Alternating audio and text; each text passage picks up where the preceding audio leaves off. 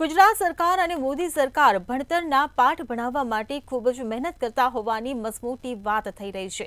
ત્યારે દાંતા તાલુકામાં અંબાજી નજીકની પાંસા પ્રાથમિક શાળાની શિક્ષિકા 8 વર્ષથી અમેરિકામાં છે, તેમ છતાં તેમની નોકરી ચાલુ છે।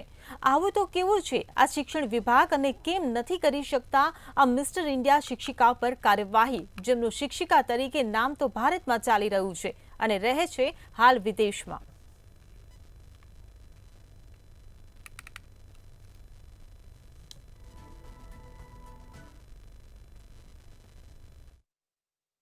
હવે આ શાળામાં મેં જોયું છે એક ભાવનાબેન પટેલ નામના શિક્ષિકા છે જે પોતે અમેરિકા શિકાગો સ્થાયી છે અને વર્ષમાં 1 મહિનો આવે છે, એટલા માટે આવે છે કે હું ચાલુ શિક્ષક છું એવી ગણતરી કરાવવા માટે, અને આ ચાલી બી રહ્યું છે કેટલાય વર્ષોથી।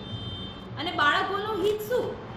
બાળકોને એક શિક્ષકની જરૂર છે, ત્યારે આ બેન ત્યાં ફોરેનમાં બેઠા છે અને જગ્યા રોકીને બેઠા છે, તો ભાઈ કાં તો શિક્ષક હાજર થાય, કાં તો એમની જગ્યા ખાલી કરે।